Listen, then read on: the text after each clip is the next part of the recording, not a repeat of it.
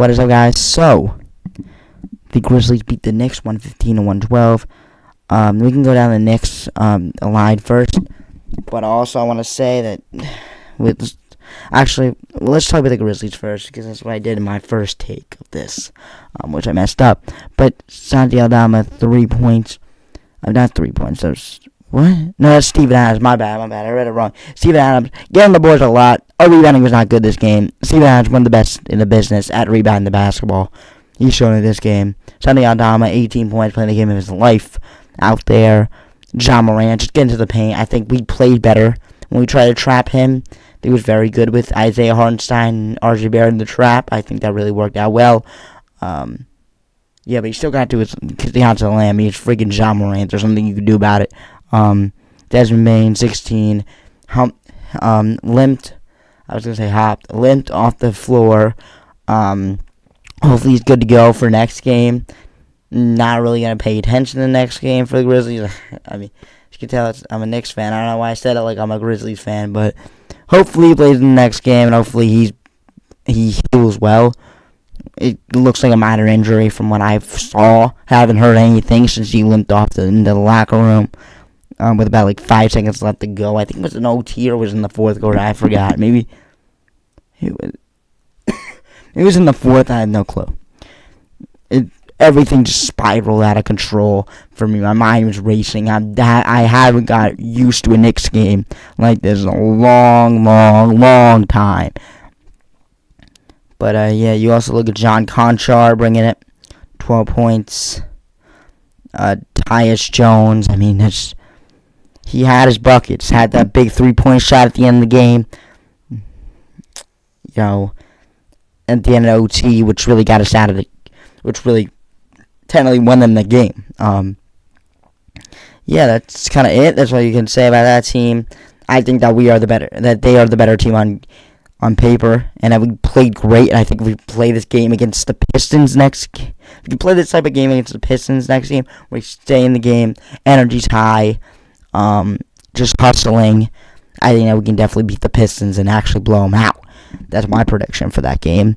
But, yeah, even with Jaren Jackson, Dylan Brooks out, and all these players like Kennedy Chandler, Zaire Williams out, I think we're still the worst team on paper, and maybe it's close. I don't know. You can tell me that down in the comments. But, yeah. Mitchell Robinson, 4 points, got himself into foul trouble, which a lot of Knicks got themselves into foul trouble. But we'll go down the line, and I'll tell you if they got into foul trouble or not. RJ Barrett, 11 points. I mean, he's looking like a bank robber right now with his performance in the first game. But I'm still on the RJ train. I think that it's just small. It's a very, very, very, very small sample size. So, yeah. Jalen Brunson, 15 points, 9 assists, 6 rebounds. Also, another player got into foul trouble, which really effed up his stats because I think he could have had 20 and 10. I think could have even had more, but that's just safe bet. They hit 20 and 10. But that's, safe. It's very safe. But, yeah. Julius Randle, 24 points, putting his body on the line. Yeah, some of those offensive rebounds that they got over us was kind of his fault, but you still cannot discredit the fact that he was on the boards. That he was getting the loose balls and stuff. And really the 50-50 balls were always going to him. And he just hustled, used his body, used his strength.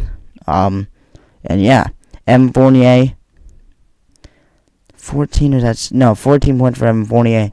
Yeah, that open shot at the end, he should have hit that. I mean, that man broke the record for Knicks 3-pointer shooter in a season. Most 3-point makes by a Knick in a season last year. If you make a pump fake, wide up a 3-point shot, buzzer sounds, that ball should go in the basket.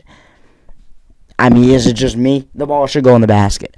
But, Isaiah Hartenstein giving us great bench minutes because, as you saw earlier, as I talked about earlier, Mitchell Robinson got into foul trouble, which opened a miss for Isaiah Hartenstein.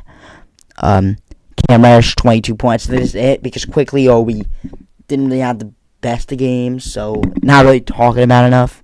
I mean, not really talk-worthy type of games.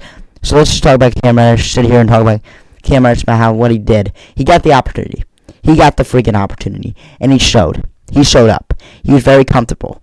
He was very confident, comfortable, which at this point, I mean, he's just playing to his strength, which is getting to the rim, making tough shots. I mean, there's a lot of these shots that were crazy that I don't think most of the NBA players can make.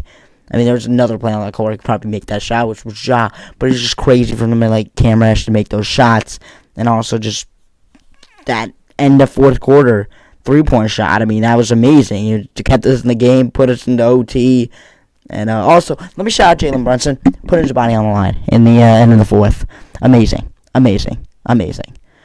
Broken play by us. It was awful, defensive wise. But when it got into the paint, square your body, set the charge. All you gotta do is just stand there, set the charge. I know it's very, very hard with somebody like Ja coming at you, who is very strong, but he took his body for the team. I was yelling. That was like the loudest I yelled this whole entire game was for that play, because I think that was the best play, and I was yelling, that's my freaking point guard, because that is my point guard, and that's the type of plays I want my point guard making. That's beautiful. That's Tom Thibodeau type basketball, and that is Knick culture right there. That's all you can say. Yeah, that's it. Cam Reddish, what a game. Peace out. Have a nice day. Bye-bye.